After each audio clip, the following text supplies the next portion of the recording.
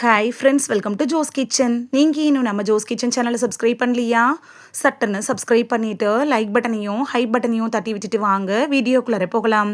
தினமும் முருங்கைக்கீரை சாப்பிட்டா என்னென்ன நோய்களுக்கெல்லாம் அது மருந்தாக பயன்படுது அப்படின்னு தான் இந்த வீடியோவில் பார்க்க போகிறோம். ஸோ வீடியோவை ஸ்கிப் பண்ணாமல் பாருங்கள் ஃப்ரெண்ட்ஸ்.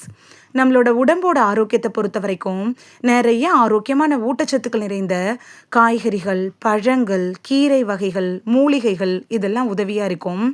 ஊட்டச்சத்து மிக்கதாகவும் அன்றாட உணவில் சேர்த்துக்கொள்றதுக்காகவும் முருங்கைக்கீரை அப்படிங்கிறது ரொம்ப யூஸ்ஃபுல்லாக இருக்கும். இதை தினமும் எடுத்துக்கிறது உடல் ஆரோக்கியத்துக்கு பல வகையில் நன்மை தரக்கூடியதாக இருக்கும். நோய் எதிர்ப்பு மண்டலத்தை மேம்படுத்துறதுக்கு ஆரோக்கியமான மூலிகை அப்படின்னாலும் இந்த முருங்கைக்கீரையை சொல்லலாம். இந்த இயற்கையான முருங்கைக்கீரை இருக்குல்ல, அது நம்ம உடம்புல பல ஆரோக்கிய நலன்களை தருது.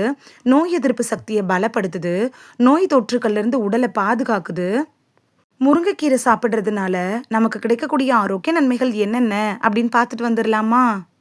முருங்கைக்கீரையில் vitamin A, vitamin C, vitamin D, vitamin E, புரதங்கள், ஆக்சிஜனேற்றிகள், ஃபோலிக் அமிலம், பைட்டோநியூட்ரியன்கள், ஆக்சிஜனேற்றிகள், கால்சியம், இரும்பு, துத்தநாகம் இதெல்லாம் நிறையவே இருக்கு. சரி வாங்க, முருங்கைக்கீரை என்னென்ன நோய்களுக்கெல்லாம் மருந்தாக பயன்படுது அப்படின்னு தெளிவாக பார்த்துட்டு வந்துடலாம். சருமம், முடியை பராமரிக்கிறதுல முருங்கைக்கீரை எப்படி பயன்படுது அப்படின்னு பார்க்கலாம். முருங்கைக்கீரை அப்படிங்கிறது ஆன்டி ஆக்சிடென்ட் நிறைந்த ஒரு கீரை தான். இது சருமத்தில் இருக்கும்ல அந்த மெல்லிய கோடுகள், சுருக்கங்களை குறைக்க உதவுது. ஆக்சிஜனேற்ற அழுத்தத்தை குறைச்சி ஃப்ரீ ரேடிக்கலால் ஏற்படுள்ள அந்த சேதத்தை தடுக்குது. தலைமுடிக்கு முருங்கைக்கீரை அப்படிங்கிறது ரொம்ப யூஸ்ஃபுல்லாக இருக்கும். நீங்கள் டெய்லி இல்லைனாலும் வாரத்துக்கு ஒரு முறையாவது முருங்கைக்கீரையை சாப்பிட்டுட்டு வர்றப்ப அது உங்களோட முடியோட ஆரோக்கியத்தை மேம்படுத்துறதோட பொடுகு தொல்லையை போக்குறதுக்கு உதவியாக இருக்கும். நம்ம உடம்புல இருக்க நச்சுக்களை நீக்கிறதுல முருங்கைக்கீரை எப்படி பயன்படுது அப்படின்னு பார்க்கலாம். முருங்கைக்கீரையை தினசரி உணவில் சேர்த்துக்கிறது உடலை நச்சுத்தன்மையாக்குள்ள அந்த தீங்குகள்லேருந்து நம்மளை பாதுகாக்க உதவும். இயற்கையாகவே சுத்தப்படுத்தக்கூடிய தன்மை இந்த முருங்கைக்கீரைக்கு இருக்கு. உடலை உட்புறமாக சுத்தப்படுத்துறதுக்கும் முருங்கைக்கீரை அப்படிங்கிறது பெஸ்ட் சாய்ஸாக இருக்கும். முருங்கைக்கீரையை எந்த வடிவத்தில்னாலும் நீங்கள் எடுத்துக்கலாம். பொரியல், கூட்டு, குழம்பு, சூப்பு, பொடி மாதிரி செஞ்சு எடுத்துக்கிறப்ப கூட அது நம்ம உடம்புல இருக்கக்கூடிய நச்சுக்களை வெளியேற்ற உதவியா இருக்கும். ரத்த சர்க்கரையை கட்டுக்குள் வைக்கிறதுல முருங்கைக்கீரை எப்படி பயன்படுது அப்படின்னு பார்க்கலாம். நீரிழிவு நோய்க்கு முருங்கைக்கீரை அப்படிங்கிறது பெஸ்ட் சாய்ஸாக இருக்கும். இது இன்சுலின் உணர்திறனை அதிகரிக்கிறதன் மூலமாக ரத்த சர்க்கரை அளவை உறுதிப்படுத்த உதவுது. நீரிழிவு மேலாண்மைக்கு முருங்கைக்கீரையை நீங்கள் தினைக்கும் எடுத்துக்கலாம். இருந்தாலும் நீங்கள் நீரிழிவுக்காக டேப்லெட் எடுத்துகிட்டு இருந்தீங்கன்னா டாக்டர்கிட்ட அட்வைஸ் வாங்கிட்டு அதுக்கப்புறமா முருங்கைக்கீரை எடுத்துக்கிறது நல்லது. மூளையோட ஆரோக்கியத்துக்கு முருங்கைக்கீரை எப்படி பயன்படுது அப்படின்னு பார்க்கலாம். உடல்ல நோய் எதிர்ப்பு அமைப்பு ஆரோக்கியமா இருந்துச்சுன்னா அது மனநலம், ஒட்டுமொத்த ஆரோக்கியத்துக்கும் உதவியா இருக்கும். இதில் இருக்கக்கூடிய ஆக்சிஜனேற்ற பண்புகள் ஆக்சிஜனேற்ற அழுத்தத்திலேருந்து நம்மளை பாதுகாக்குது. அறிவாற்றல் செயல்பாட்டை ஆதரிக்கிறதுக்கும் உதவியாக இருக்கும்.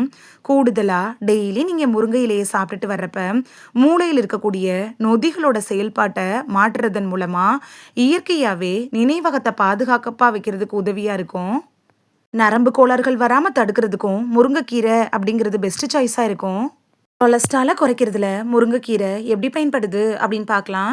முருங்கைக்கீரையில் இருக்கக்கூடிய பீட்டா கரோட்டின் இருக்குல்ல, இது கொழுப்போட அளவை குறைக்க உதவுது. ஆக்சிஜனேற்ற பண்புகளுக்கு பேர் போனது அப்படின்னாலும் முருங்கைக்கீரையை சொல்லலாம். இதோட சாத்தியமான பண்புகள் இருக்குல்ல, இது இதய ஆரோக்கியத்துக்கு ரொம்ப நல்லது. உடலோட ஒட்டுமொத்த ஆரோக்கியத்தையும் மேம்படுத்துது. டெய்லி நீங்கள் முருங்கைக்கீரையை சாப்பிட்டு வர்றதன் மூலமாக உடம்புல இருக்கக்கூடிய கெட்ட கொலஸ்ட்ரால் அளவை வீட்டிலேருந்தே ஈஸியாக குறைச்சிக்கலாம். வீக்கத்தை எதிர்த்து போராடுறதுல முருங்கைக்கீரை எப்படி பயன்படுது அப்படின்னு பார்க்கலாம். ரொம்ப காலமாக அலர்ஜியின் காரணமாக நோய் எதிர்ப்பு மண்டலம் பலவீனம் அடையலாம். பல உடல்நல பிரச்சனைகளை கூட ஏற்படுத்திடலாம். முருங்கைக்கீரை இருக்குல்ல, சில அலர்ஜி எதிர்ப்பு பண்புகளை தன்னுள்ள வச்சிருக்கு. இது ஆக்சிஜனேற்றிகள், பைட்டோநியூட்ரியன்கள், பாக்டீரியா எதிர்ப்பு சேர்மங்களை தன்னுள்ள வச்சிருக்கு. இந்த பண்புகள் இருக்குல்ல, இது ஃப்ரீ ரேடிக்கல் ஆக்சிஜனேற்ற அழுத்தத்தை குறைச்சி உடல்ல ஏற்படும்ல அந்த அலர்ஜி எதிர்த்து போராட உதவுது. இந்த வீடியோல முருங்கைக்கீரைய தினைக்கும் சாப்பிடுறதுனால நமக்கு கிடைக்கக்கூடிய ஆரோக்கிய நன்மைகள் என்னென்ன அப்படின்னு தான் பார்த்தோம்.